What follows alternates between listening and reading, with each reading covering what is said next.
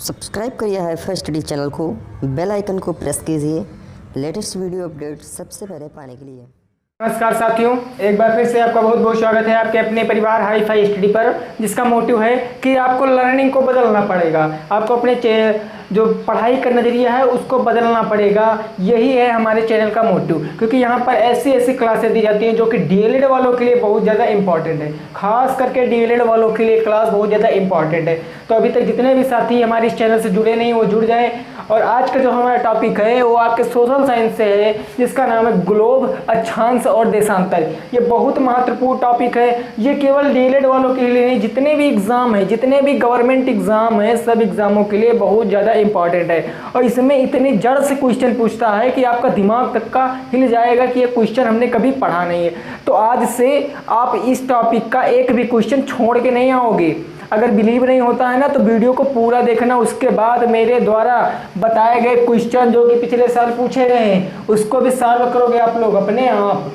देखना, बस वीडियो को पूरा देखना। और वीडियो को अभी लाइक मत करना, अभी वीडियो को लाइक मत करना। जब आपको वीडियो पसंद आए ना तब मैं आपसे लाइक मांगूंगा, उससे पहले आपसे लाइक की बात बिल्कुल भी नहीं करूंगा। और हाँ, बाद में जितने नए स्टूडेंट हैं ना वो सब्सक्राइब भी कर लेना, क्योंकि इस तरह की वीडियो डेली का डेली आपको इस क्लास पे मिलती रहेंगी। ठीक, तो चलिए बिना टाइम वेस्ट के स्टार्ट करते हैं अपना टॉपिक। चलिए, टॉपिक है मेरा ग्लोब, अक्षांश और देशांतर। अब बात करें ग्लोब हमारा क्या है। ग्लोब हमारा क्या है तो समझो, ग्लोब जो तुम्हारा है, देखिए आप लोग ना जो मेन पॉइंट लिखे हों उनको केवल नोट करिए, बाकी कहानी की तरीके से दिमाग में सेट करते चले जाइए। बस जो मेन पॉइंट है उसको केवल आपको लिखना, सब पॉइंटों को बेटा नहीं लिखना है, क्योंकि सब चीज़ों को लिखना संभव नहीं होता है। सब चीज़ों को आप लिखोगे तो पढ़ोगे क्या यार। अगर सब चीज़ों को लिखना है तो आप यार किताब से लेकर आओ और नोट कर लो, पूरा याद कर लो। सभी चीज़ आपको नहीं लिखना, आपको मेन पॉइंट लिखना है और सब एकदम कहानी के जरिए से पढ़िए। और इतने बड़े तो आप हैं कि किसी चीज़ को बनाकर बढ़ा चढ़ाकर लिख सकते हैं। ठीक, देखिए ग्लोब जो हमारा होता है वो पृथ्वी का एक काल्पनिक रूप है। पृथ्वी का एक काल्पनिक रूप है। क्या रूप है? काल्पनिक मतलब माना हुआ रूप है। पृथ्वी का एक काल्पनिक रूप है जिसका प्रयोग पता है किसमें किया गया? जिसका प्रयोग पृथ्वी के अध्ययन के लिए किया गया। जिसका प्रयोग पृथ्वी के अध्ययन के लिए किया गया। पृथ्वी के अध्ययन के लिए किया गया। अच्छा, इससे पहले वाली क्लास जो हम लोगों ने ब्रह्मांड पढ़ा था, सौरमंडल पढ़ा था, उसमें हम लोगों ने आपको बताया था कि पृथ्वी पर जीवन कब है, कब पहली बार सब कुछ हुआ था, ये मैंने आपको बताया था। तब क्या बताया था कि पृथ्वी की उत्पत्ति कैसे हुई, तो बताया था 15 अरब वर्ष पहले बताया था ना। उस सब याद है, वो रिपीट नहीं करूँगा, नहीं वीडियो लंबी हो जाएगी। ठीक, क्योंकि मेरे को टाइम को बचा के रखना है, 1 मिनट में एक क्वेश्चन को बचा के रखना करना है बस। ठीक, मैंने देखो इसमें हुआ क्या कि आज से लगभग का 1000 वर्ष पहले, 1000 अरब वर्ष पहले जब पृथ्वी पर जीवन हो गया था, तब लोगों ने सोचा कि यार क्यों ना पृथ्वी का अध्ययन किया जाए। तो भाई पृथ्वी का अध्ययन करना संभव नहीं था। तब कुछ लोग, वैज्ञानिक लोग थे, उन्होंने क्या किया, मान लिया। जैसे मैंने गणित में जो मान नहीं पता होता उसको मान लेते हैं, वैसे ही उन्होंने उसको मान लिया। क्या माना उन्होंने? उन्होंने ग्लोब लिया। तब वो ग्लोब मिट्टी का बनाया था उन्होंने मिट्टी का ग्लोब बनाया और उससे कल्पना करने लगे किसकी? पृथ्वी की। और तब से उसका नाम पड़ गया ग्लोब। तो ग्लोब क्या है? ग्लोब एक काल्पनिक रूप है पृथ्वी का, जिसका अध्ययन पृथ्वी को जानने के लिए किया जाता है। तो ये हो गया मेरी ग्लोब की परिभाषा। अब ग्लोब में 2 चीज़ें इंक्लूड थी, 2 चीज़ें मिली थी। क्या? एक तो अक्षांश रेखाएं और दूसरी देशांतर रेखाएं। अब अक्षांश रेखाएं, देशांतर रेखाएं क्या होती हैं ये हम लोग बहुत अच्छे से सीखेंगे। पहले हम एक डायग्राम बनाते हैं, आपको उसको समझना है। एक चित्र बनाते हैं, उसको आप लोगों को समझना है। ये मैंने बना दिया, सपोज करो ये ग्लोब। अच्छा, ग्लोब देखा है आप लोगों ने ना?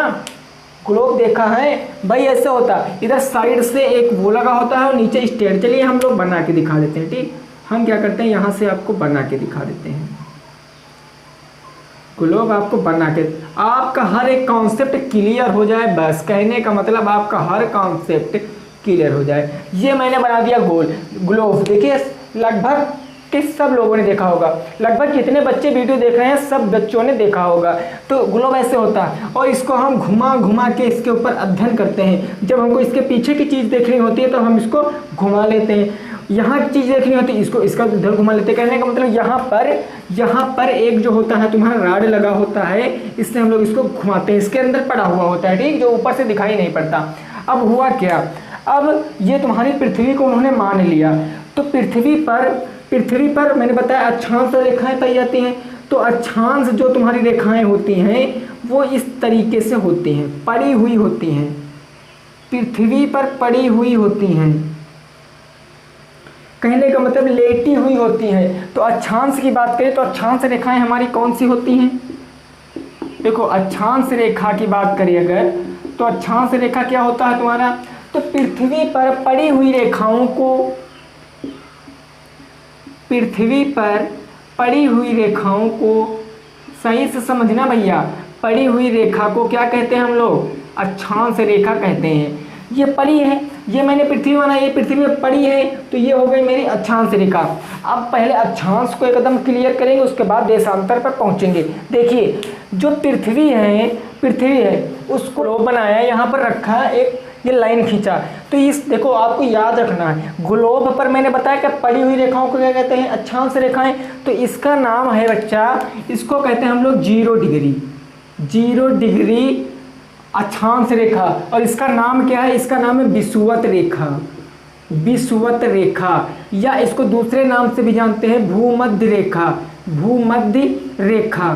ठीक, अब यहाँ से एक बात याद रखना, जो तुम्हारी विषुवत रेखा या भूमध्य रेखा होती है वह पृथ्वी को 2 भागों में बांटती है। भाई देखो बीचों बीच से गई, एक ऊपर वाला पार्ट एक नीचे वाला पार्ट, हुआ कि नहीं हुआ? तो ऊपर वाला ही ना, इस प्रकार से भी क्वेश्चन पूछ सकता है। पहला क्वेश्चन इस प्रकार से पूछेगा कि भूमध्य रेखा या फिर विषुवत रेखा, कुछ भी कह लो, भूमध्य रेखा पृथ्वी को कितने भागों में बांटती है? तो भूमध्य रेखा पृथ्वी को 2 भागों में बांटती है। उसके बाद दूसरा क्वेश्चन इस प्रकार से पूछेगा कि भूमध्य रेखा पृथ्वी को किस किस ध्रुवों में बांटती है? ध्रुवों, बात को गौर समझना, ध्रुवों पूछेगा कि जो विषुवत रेखा है वो पृथ्वी को किस ध्रुव में बांटती है? तो भैया वो उत्तरी और दक्षिणी ध्रुव में बांटती है, क्योंकि ये जो ऊपर है ये होता है मेरा उत्तरी ध्रुव, ये होता है मेरा उत्तरी ध्रुव, और जो नीचे होता है यहाँ पर भैया एक ऊपर एक नीचे, इसको कहते हैं दक्षिणी ध्रुव। यहाँ लिखे नहीं, आपको दिखेगा नहीं, इसको बोलते हैं दक्षिणी ध्रुव। ठीक, दोनों टाइप से क्वेश्चन पूछेगा, तब भी आपको कंफ्यूज नहीं होना है। नीचे दक्षिणी ध्रुव, ऊपर उत्तरी ध्रुव। तो पूछेगा विषुवत रेखा किस ध्रुव में बांटती है? तो 2 ध्रुवों में, उत्तरी ध्रुव और दक्षिणी ध्रुव। उसके बाद देखो 0 डिग्री अक्षांश हो गई। उसके बाद उत्तरी ध्रुव में एक आता है 23.5 डिग्री। मैं यहाँ पर बना रहा हूँ, याद रखना भैया, मेरी हर एक बात को याद रखना। ये मैंने बनाया 23.5 डिग्री, इसको लिखेंगे हम लोग 23.5। साढ़े मतलब आधा ही तो होता है, तो इसको बोलते हैं 23.5 डिग्री। 23.5 डिग्री वाली रेखा को हम लोग कहते हैं कर्क रेखा। क्या कहते हैं? और कर्क रेखा। ये कर्क रेखा बहुत ज़्यादा इंपॉर्टेंट है। क्यों इंपॉर्टेंट है अभी बताएंगे, इसका बहुत बड़ा रोल है। उसके बाद एक आती है तुम्हारी 66.5 डिग्री, फिर आती है आपकी 66.5 या इसको 6.5 लिख लें, 66.5 डिग्री आर्कटिक रेखा।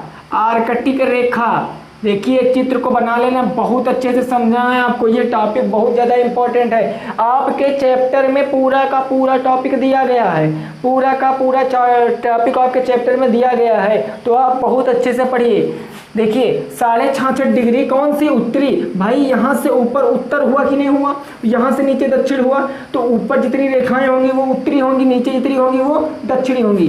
तो 66.5 डिग्री उत्तरी गोलार्ध में जो होती है वो हमारी होती है आर्कटिक रेखा।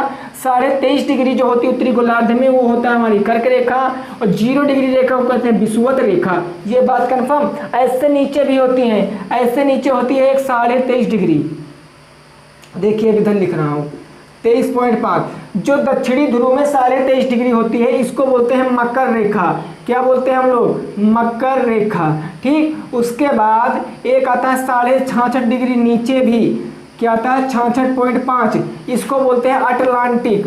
Atlantic, Atlantic. ठीक, इसको बोलते हैं अटलांटिक रेखा। तो यहाँ से क्या बना, देखिए मेरी बात को याद रखना, मैं फिर से रिपीट कर रहा हूँ, बार बार रिपीट करूँगा। क्यों? क्योंकि आपको कॉन्सेप्ट पूरा क्लियर होना मांगता है, आपको पूरा इसका बेस समझ में आना चाहिए, तभी बच्चा आप लगा पाओगे, अदरवाइज आप इसको नहीं सॉल्व करोगे। क्योंकि क्वेश्चन आप छोड़ दोगे, कहोगे इतना हार्ड क्वेश्चन हम नहीं करेंगे, तो नहीं, आपको क्वेश्चन छोड़ना बिल्कुल भी नहीं है। ठीक, देखिए फिर से रिपीट कर रहे हैं, ग्लोब किसे कहते हैं? तो ग्लोब हमारे जो होता है वो पृथ्वी का एक काल्पनिक रूप है जो अक्षांश और देशांतर रेखाएं से मिला हुआ होता है, और यहाँ पर इसका कार्य क्या होता है कि पृथ्वी के अध्ययन करने के लिए इसको बनाया गया था। ठीक, बहुत अरबों वर्ष पहले, अभी भी ग्लोब है, लेकिन अब तो बहुत स्टैंडर्ड ग्लोब आ गया, पूरा का पूरा नक्शा उसके ऊपर उतारा हुआ है पूरे विश्व का। ठीक, यहाँ तक कि ये महाद्वीप, महासागर जितने भी हैं सब उस पे हैं। अब कुछ समझ लो यहाँ पर, चलिए मैं इसको थोड़ा साफ कर दूँ, उसके बाद आपको बताता हूँ ताकि आपको पूरा समझ में आए। ठीक, पहले मैं इसको साफ कर दूँ फिर बताऊँ। देखिए ग्लोब समझ में आ गया ना। अब देखिए यहाँ पर क्या होता है भैया कि जो आपसे पूछेगा, अब आपसे एक इम्पॉर्टेंट क्वेश्चन पूछ सकता है क्या कि भारत ग्लोब पर कहाँ स्थित है? भारत की स्थिति क्या है? भारत की स्थिति क्या है? कहने का मतलब भारत कहाँ पर स्थित है? तो भारत आपका यहाँ पर स्थित है, भारत आपका यहाँ पर स्थित है। देखिए बिल्कुल सटीक नहीं बनेगा, लेकिन मैं समझने के लिए बना रहा हूँ आपके। ठीक, भारत आपका यहाँ पर स्थित है, और मैंने बताया ये मेरी 0 डिग्री क्या है? विषुवत रेखा। तो ऊपर होगा तो उत्तरी गोलार्ध, नीचे होगा तो दक्षिणी गोलार्ध। तो ये हो गया हमारा उत्तरी गोलार्ध में, तो मेरा आंसर क्या हो जाएगा? उत्तरी गोलार्ध में। आंसर हो जाएगा मेरा उत्तरी गोलार्ध में। कब आंसर होगा? जब आपसे कोई पूछेगा कि भारत की स्थिति कहाँ है, तो आप बताओगे भारत की स्थिति उत्तरी गोलार्ध में है। कन्फर्म इतना? कहाँ है? उत्तरी गोलार्ध में है। ठीक, अब उसके बाद बात करें ये कर्क रेखा। ये कर्क रेखा है 23.5 डिग्री अक्षांश रेखा, बहुत इंपॉर्टेंट पॉइंट है। 23.5 डिग्री कर्क रेखा भारत के 8 राज्यों से गुजरती है। ये जो कर्क रेखा है, देखिए यहाँ पर भारत से गुजर रही कि नहीं गुजर रही। और एक पॉइंट और, अब आपसे पूछेगा कि भारत को 2 भागों में डिवाइड करने वाली रेखा कौन सी है? कहने का मतलब भारत को 2 भागों में बांटने वाली रेखा कौन सी है? तब आप क्या बताओगे? 23.5 डिग्री कर्क रेखा। आप डायग्राम में देख सकते हैं 23.5 डिग्री कर्क रेखा भारत को 2 भागों में डिवाइड करती है। और जो भारत से देखिए ये यहाँ से पीली अंदर, यहाँ से गई और यहाँ निकली, तो इतने में भाई कुछ राज्य पड़े होंगे ना। तो टोटल कितने राज्य पड़े? 8 राज्य। तो मेरा नेक्स्ट पॉइंट क्या बन जाएगा? नेक्स्ट पॉइंट बन जाएगा कर्क रेखा भारत के 8 राज्यों से गुजरती है। ठीक, ये निकलती है, कुछ भी समझ लो, आप अपनी लैंग्वेज में समझ सकते हो। गुजरती है, कर्क रेखा भारत के 8 राज्यों से गुजरती है। अब बात आती यार वो 8 राज्य हैं कौन से? ऐसे तो यार हमको याद करने में प्रॉब्लम होगी, नहीं होगी। मैं हूँ, प्रॉब्लम होने नहीं दूंगा। कैसे? आपको एक छोटी सी लाइन याद करनी। क्या याद करना आपको याद करना है गमछा झार मित्र पर। ये लाइन याद करो, बस 8 राज्य हो गए। क्या याद करो? गमछा झार मित्र पर। अब 8 राज्य। अब कहो यार इतने में 8 राज्य, इम्पॉसिबल का मतलब ही होता है आई एम पॉसिबल। मैं करके दिखाऊंगा, देखिए कैसे। गा से क्या बना? गुजरात। गा से क्या बना? गुजरात। एम से क्या बना? मिजोरम। बिल्कुल आपका अच्छे समझना है। झा से क्या बना? झारखंड। और तुम्हारा छा से क्या बना? छत्तीसगढ़। उसके बाद तुम्हारा रा से क्या बना?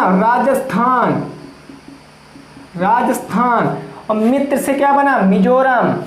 सॉरी यहाँ पर जो माँ है इसको मेघालय कहेंगे। ठीक, इसको मेघालय कहेंगे। और मी से मिजोरम, त्रा से त्रिपुरा, और पर से क्या बना?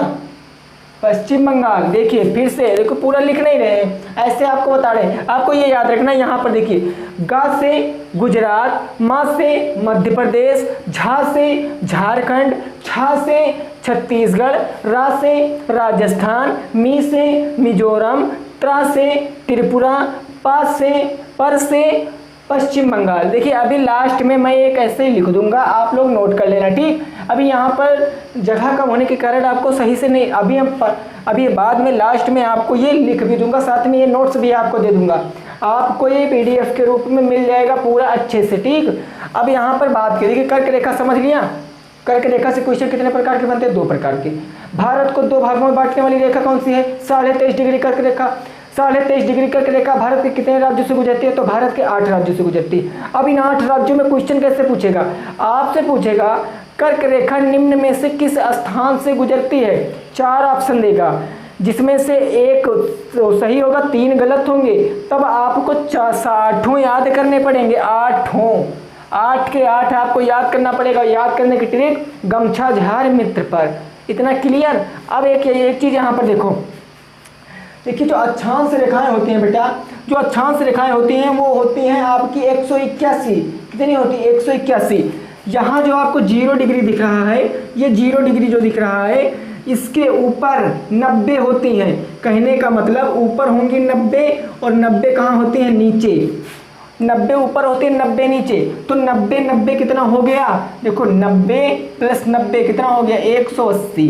लेकिन प्लस जो आपको विषुवत रेखा है, ये भी तो एक अक्षांश रेखा है, क्योंकि पड़ी हुई रेखा, तो +1। अगर 180 में 1 जोड़ोगे तो कितना हो जाएगा? 181। अब क्वेश्चन यहाँ से 2 टाइप से उठता है, यहाँ से 2 टाइप से उठता है। कैसे? देखिए पूछ लेगा कि अक्षांश रेखाएं कितनी हैं? अक्षांश रेखाएं कितनी हैं? अक्षांश रेखाएं कितनी है? तब आपको क्या याद रखना है? देखिए सब कुछ बता रहा हूँ, सब कुछ, तो आपको ना कंफ्यूजन नहीं होना।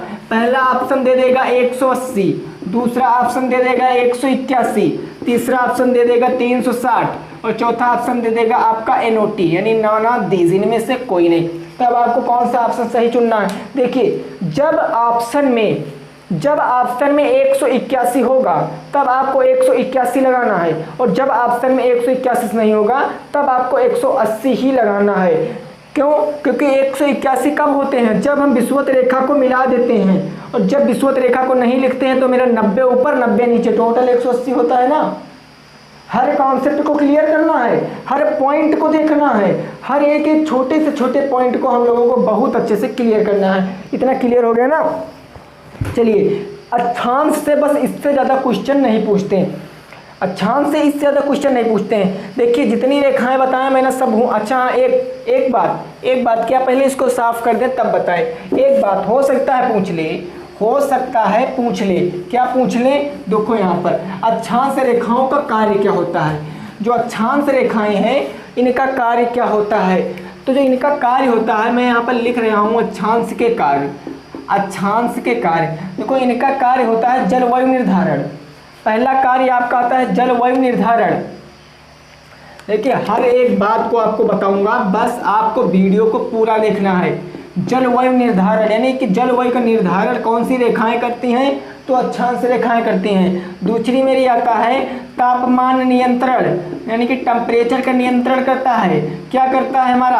अक्षांश रेखाएं। बस 2 ही कार्य होते हैं अक्षांश रेखाओं का हमारी पृथ्वी पर, 2 ही कार्य होते हैं। एक तो ये अक्षांश रेखाएं जो होती जलवायु का नियंत्रण करती हैं, दूसरा ये टेम्परेचर का भी नियंत्रण करती हैं कि टेम्परेचर कितना होना चाहिए, अक्षांश रेखाएं कितना होना चाहिए। देखो जो पृथ्वी था इसका अध्ययन करने के लिए कोई काल्पनिक रूप मैंने बनाया क्या? मैंने नहीं बनाया भाई, साइंटिस्ट लोगों ने बनाया क्या?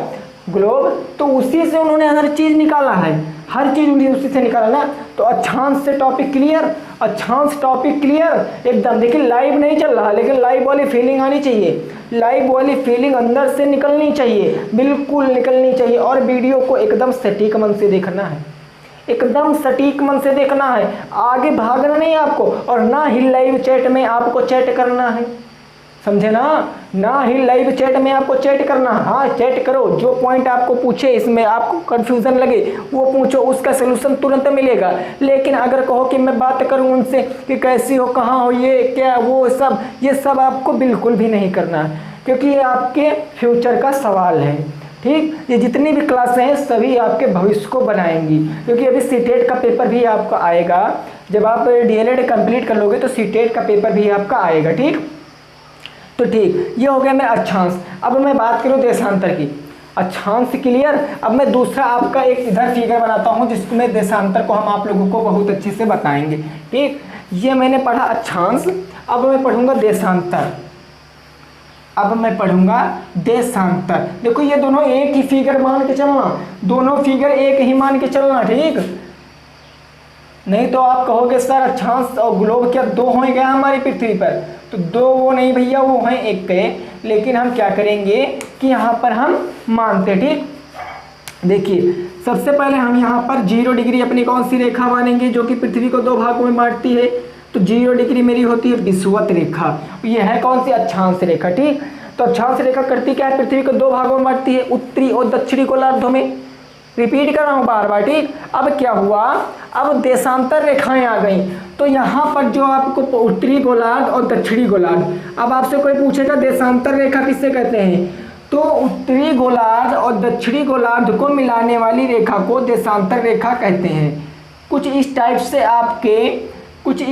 से आपके जो हैं वो ग्लोब पर बनी होंगी कौन सी रेखाएं, देशांतर रेखाएं, कुछ इस टाइप से बनी होंगी, ठीक। ये होती है मेरी देशांतर रेखाएं।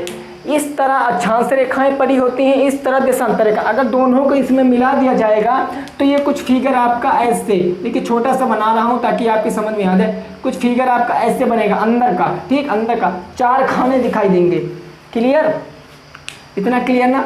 तो अक्षांश रेखाएं कौन सी होती हैं, अक्षांश रेखाएं वे रेखाएं होती हैं जो उत्तरी ध्रुव और दक्षिणी ध्रुव को मिलाने का कार्य करती।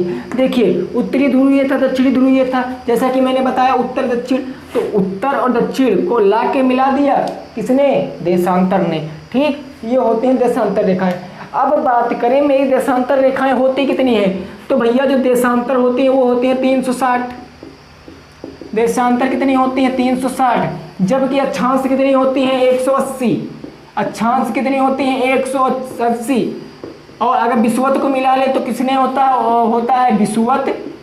अगर विषुवत मिला के बताएं तो 180 + 1 बराबर कितना हो जाता है 181। देखिए हर एक दोनों टॉपिक को साथ में लेकर चल रहे हैं ताकि कंपैरिजन भी कर सको, आप कंपैरिजन भी कर सको कि ये देशांतर और विषुवत में आखिर अंतर क्या होता है, रियल एक्चुअल में अंतर क्या होता है, ठीक। तो देशांतर रेखा हो गई हमारी, कितनी होती है 360।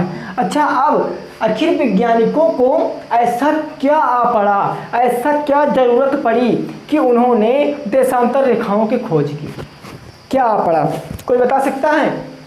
हम बता नहीं सकते हैं यार, कैसे? देखो यहाँ पर जो देशांतर रेखाएं थी इनका मेन कार्य, इनका कार्य जो है देशांतर रेखाओं का जो आपका कार्य था, पहला कार्य था समय निर्धारण, समय निर्धारण, ठीक, पॉइंट को लिख के चलना।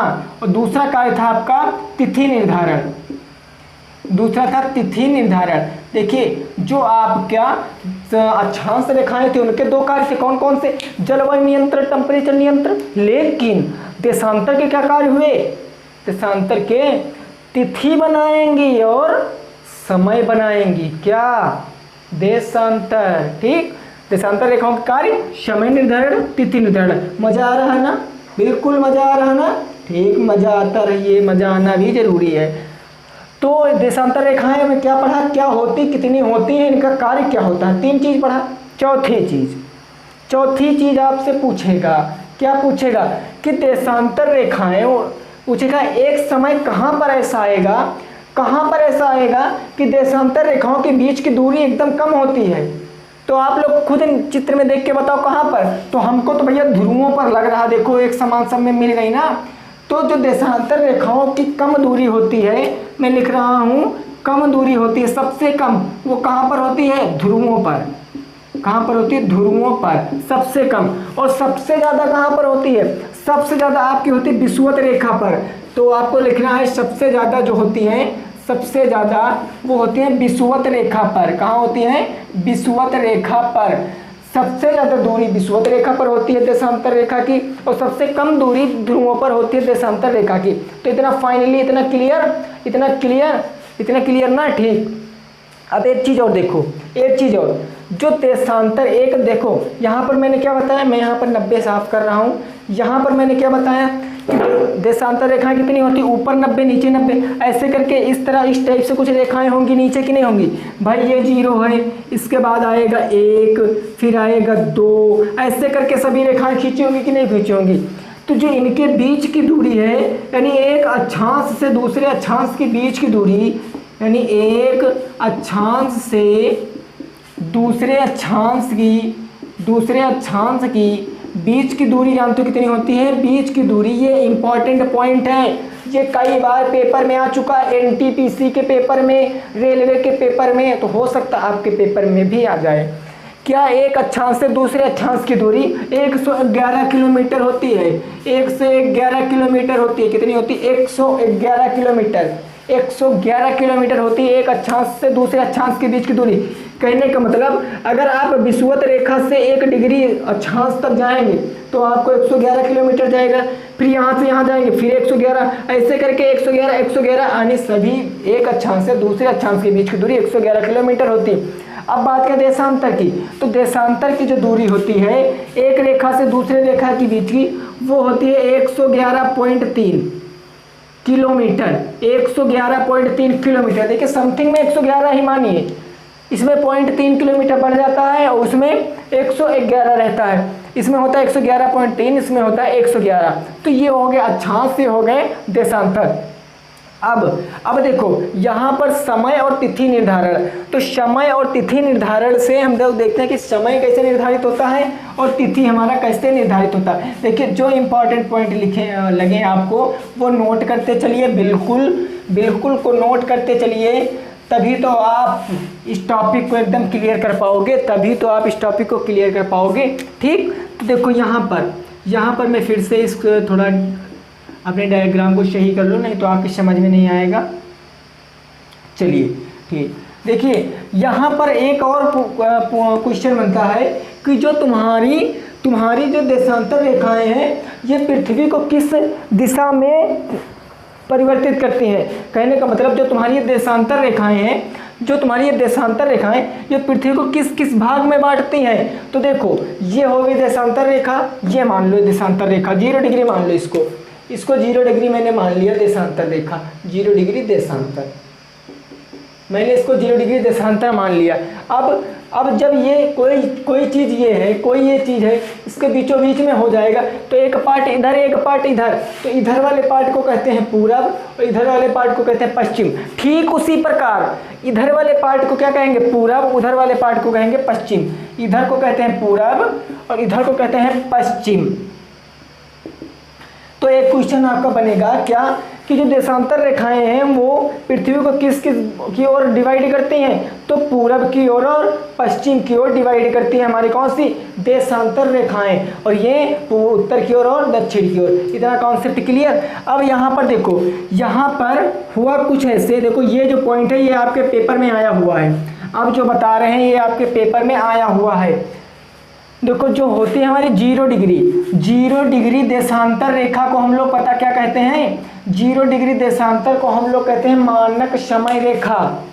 क्या कहते हैं भैया, मानक समय रेखा, ठीक, मानक समय रेखा। मानक समय रेखा किसको कहते हैं, 0 डिग्री देशांतर को। तो क्वेश्चन आएगा कि किस देशांतर रेखा को मानक समय रेखा कहते हैं। तो आप बताना कि श्रीमान जी 0 डिग्री देशांतर को मानक समय रेखा कहते हैं, 0 डिग्री देशांतर को मानक समय रेखा कहते हैं। अब एक क्वेश्चन आता है तिथि रेखा किसे कहते हैं। तो तिथि रेखा जो तुम्हारी होती है वो 180 डिग्री को अंतरराष्ट्रीय तिथि रेखा कहते हैं। अंतरराष्ट्रीय तिथि रेखा कहते हैं। क्या कहते हैं, 0 डिग्री देशांतर को 180 अंश देशांतर को, 180 डिग्री देशांतर को अंतरराष्ट्रीय तिथि रेखा कहते हैं। बिल्कुल भी आपको टेंशन नहीं लेनी है, अभी क्वेश्चन कराऊंगा सब माइंड में सेट होता चला जाएगा। काम एक करिए क्या कि वीडियो को मन से देखिए, मन साफ होगा भाई तभी आपके कर्म भी साफ होंगे। मन साफ रखिए, वीडियो को मन से देखिए। उसके बाद अभी देखना, अभी मेरी बात आपको कितनी अच्छी लगेगी कि जो मैंने कहा वीडियो को मन से देखिए। तो अगर आपने जितने बच्चे मन से वीडियो देखेंगे वो सभी क्वेश्चनों को सॉल्व करेंगे, और जितने लोग वीडियो को मन से नहीं देखे हैं वो क्वेश्चनों को सॉल्व करने में अटक जाएंगे, क्योंकि वो इतना समझे अब चैट में घुस गए। भाई इतना समझे चैट में घुस गए, अब क्या होगा, अब इससे आगे को जितना लेक्चर सुन ही नहीं पाएंगे, तो अभी इससे आगे का जो क्वेश्चन मैं पूछूंगा वो कहाँ बता पाएंगे। ठीक, तो इसीलिए बेटा कहता हूँ वीडियो को मन से देखिए। हाँ, अब चैट करिए, बिल्कुल करिए, लेकिन टॉपिक से रिलेटेड। ओके, हाँ, वीडियो अगर पसंद आ रही हो ना तो थम्स अप करना, लाइक जरूर करना। ओके, ठीक, तो ये हो गए मेरे देशांतर, ये हो गया मेरे अक्षांश। कुछ समझे? एक बार मैं रिपीट करूँ शुरुआत से एक बार रिपीट कर रहा हूँ, आपको समझना। क्या ग्लोब किसे कहते हैं? ग्लोब पृथ्वी का एक काल्पनिक रूप है जिसका उपयोग पृथ्वी के अध्ययन करने के लिए किया गया। ग्लोब पर हमारी दो प्रकार की रेखाएं पाई जाती हैं, अक्षांश और देशांतर रेखाएं। अक्षांश रेखाएं पड़ी हुई रेखाओं को कहते हैं, जबकि देशांतर रेखाओं को खड़ी हुई रेखाओं को कहते हैं। अब अक्षांश रेखाएं जो हमारी होती हैं वो पृथ्वी को दो भागों में डिवाइड करती हैं। तो जो रेखा पृथ्वी को दो भागों में डिवाइड करती है उसको हम लोग विषुवत रेखा कहते हैं। अब विषुवत रेखा के ठीक ऊपर 90 और ठीक नीचे 90 अक्षांश रेखाएं होती है। टोटल हमारी 180 अक्षांश रेखाएं होती, लेकिन जब हम उसमें विषुवत रेखा की गणना कर लेते हैं तो टोटल हमारी 181 अक्षांश रेखाएं हो जाती हैं। अब क्या बताया? अब बताया जो हमारा 180 यानी कि विषुवत रेखा के ऊपर होंगी रेखा, तो उसके ऊपर 90 होंगी, तो उसमें से 23.5 डिग्री आती है आपकी कर्क रेखा, जो कि भारत को बीचों बीच से काटती है। वो भारत के 8 राज्यों से गुजरती है, जो कि यहाँ पर आपने पढ़ा गमछा झार मित्र पर, गुजरात, मध्य प्रदेश, झारखंड, छत्तीसगढ़, राजस्थान, मिजोरम, त्रिपुरा, पश्चिम बंगाल। उसके बाद 66.5 डिग्री आती है आर्कटिक रेखा। फिर नीचे विषुवत रेखा के नीचे 23.5 डिग्री आती है भूमध्य मकर रेखा। उसके बाद 65.5 डिग्री आती है अटलांटिक रेखा। ये हो गई मेरी अक्षांश रेखाएं। एक अक्षांश से दूसरे अक्षांश के बीच की दूरी 111 किलोमीटर होता है। 111 किलोमीटर होता है। अक्षांश रेखाओं का कार्य जलवायु नियंत्रण तथा तापमान नियंत्रण के लिए किया जाता है। मेरे दिमाग में कंप्यूटर नहीं है, लेकिन मैं जब यहाँ इस टॉपिक को पढ़ा था ना, तब हाँ पूरे मन से पढ़ा था, तभी आपके सामने बिल्कुल कंप्यूटर की तरह से बक रहा हूँ ना, कह रहा हूँ। ठीक, तो प्लीज़ आप लोग भी वीडियो को मन से देखा करिए। देखिए हमारा इसमें कोई फ़ायदा नहीं, आप पढ़ेंगे तो भैया आपका फ़ायदा होगा, आप नहीं पढ़ेंगे तो आपका लॉस होगा, आप अपने परिवार का लॉस करेंगे, आप अपने परिवार के पैसों का बर्बाद करेंगे। ठीक, तो परिवार के पैसों को बर्बाद ना करिए, क्योंकि कभी जितने लोगों के जो हैं फादर लोग, वो सब लोग सरकारी या गवर्नमेंट जॉब नहीं करते होंगे। कुछ लोग ऐसे भी होंगे जिनके पिताजी फार्मर होंगे, यानी कि किसान होंगे। तो उनसे कभी पूछना कि वो आपको किस प्रकार से पढ़ा रहे हैं, तब आपकी समझ में आएगा, तब आप पढ़ाई का असली मकसद जान पाओगे। ठीक, तब आप पढ़ाई का असली मकसद जान पाओगे। देखिए ये मैंने जो बात थी मन में वो मैंने कह दिया, बल्कि अगर आपको अच्छा लगे या बुरा लगे तो उसके लिए सॉरी। ठीक, अक्षांश रेखा। अब बात करें देशांतर। देशांतर रेखा किसे कहते हैं? तो पृथ्वी पर खड़ी हुई रेखाओं को देशांतर रेखाएं कहते हैं। नेक्स्ट क्वेश्चन, देशांतर रेखाएं पृथ्वी को किस भागों में बांटती हैं? तो देशांतर रेखाएं पृथ्वी को पूरब और पश्चिम की ओर बांटती हैं। उसके बाद देशांतर रेखाओं का कार्य क्या होता है? तो देशांतर रेखाओं का कार्य होता है कि समय निर्धारण और तिथि निर्धारण। उसके बाद देशांतर रेखाएं टोटल होती कितनी हैं? तो देशांतर रेखाएं टोटल 360 होती हैं। समय तिथि, मानक समय रेखा किसे कहते हैं? तो 0 डिग्री देशांतर को मानक समय रेखा कहते हैं। अंतर्राष्ट्रीय तिथि रेखा किसे कहते हैं? तो 180 डिग्री देशांतर को हम लोग अंतर्राष्ट्रीय तिथि रेखा कहते हैं। और सबसे अक्षांश रेखाओं की सबसे कम दूरी ध्रुवों पर होती है। कौन कौन से ध्रुव? उत्तरी ध्रुव और दक्षिणी ध्रुव। उत्तरी ध्रुव और दक्षिणी ध्रुव, क्योंकि उत्तर और दक्षिण। ठीक, और सबसे ज़्यादा दूरी विषुवत रेखा पर होती है हमारी। कितनी होती है? 111.3 किलोमीटर। 111.3 किलोमीटर मैंने यहाँ पर लिखकर बताया था। तो इतना क्लियर। अब चलिए हम लोग अपने प्रीवियस ईयर के क्वेश्चनों को सॉल्व करते हैं। ठीक, जल्दी से सॉल्व करते हैं। चलिए एक एक क्वेश्चन पढ़ेंगे, उसका आपको जवाब देना है। पहला क्वेश्चन जो कि 2016 और 2015 में भी पूछा गया है क्या कि अक्षांश और देशांतर रेखाओं में अंतर स्पष्ट कीजिए। तो अक्षांश रेखा किसे कहते हैं मैंने बताया, अब आप लोग तो बता सकते हो। देशांतर रेखाएं किसे कहते हैं आप लोग बता सकते हो। एक अंतर वो हो गया, दूसरा अंतर इसमें जलवायु निर्धारण, उसमें समय निर्धारण, तीसरा इसमें इसमें तापमान नियंत्रण, उसमें तिथि निर्धारण। 3 हो गए, पूरे नंबर मिल गए। फिर बात करें हम लोग अगले क्वेश्चन की अपनी। अगला क्वेश्चन है हमारा, अंतरराष्ट्रीय तिथि रेखा किसे कहते हैं। देखिए मैंने अभी बताया ना, देखना आपके लिए लेक्चर कितना इंपॉर्टेंट हुआ है। आपके ये जो क्वेश्चन 2016 में पूछा गया है, या ये क्वेश्चन इस प्रकार से भी पूछा जा सकता है कि किस देशांतर रेखा को अंतरराष्ट्रीय तिथि रेखा कहते हैं, या अंतरराष्ट्रीय तिथि रेखा किसे कहते हैं, लिखना आपको सेम ही है। ठीक, अगला जो आपका क्वेश्चन पूछा गया है, अगला क्वेश्चन पूछा गया है क्या कि कर्क रेखा किसे कहते हैं। तो कर्क रेखा 23.5 डिग्री अक्षांश को कर्क रेखा कहते हैं। दूसरा था मकर रेखा 23.5 डिग्री दक्षिणी अक्षांश को हम लोग मकर रेखा कहते हैं। क्यों, क्योंकि 23.5 डिग्री नीचे दक्षिण में स्थित ना, तो इसको दक्षिणी अक्षांश रेखा कहेंगे। अगला मेरा क्वेश्चन है, भूमध्य रेखा किसे कहते हैं। ये 2015 में पूछा गया। पृथ्वी की भूमध्य रेखा, देखिए विषुवत या भूमध्य, पृथ्वी के ध्रुवों यानी उत्तरी ध्रुव दक्षिणी ध्रुवों में बांटने वाली रेखा को हम लोग भूमध्य रेखा कहते हैं। अगला क्वेश्चन है हमारा, मकर रेखा किसे कहते हैं। तो 23.5 डिग्री दक्षिणी अक्षांश को मकर रेखा कहते हैं। तो इतने आपके क्वेश्चन पूछे गए थे प्रीवियस ईयर में, जो कि 16-15 में पूछे गए थे। ठीक, तो ये मेरा टॉपिक क्लियर हुआ। अब आप बताइए आपको वीडियो अच्छी लगी ना। अगर वीडियो अच्छी लगी तो वीडियो को लाइक करें, साथ में जो साथी पहली बार आए हैं वो चैनल को सब्सक्राइब जरूर किए, और साथ में बेल आइकन को प्रेस कर लेना। क्यों, क्योंकि ऐसी वीडियो ना डेली का डेली यहाँ पर पड़ती हैं, जिसका नोटिफिकेशन आपके पास पहुँच जाएगा। तो मिलते हैं नेक्स्ट वीडियो के साथ, तब तक के लिए जय हिंद, जय भारत, वंदे मातरम।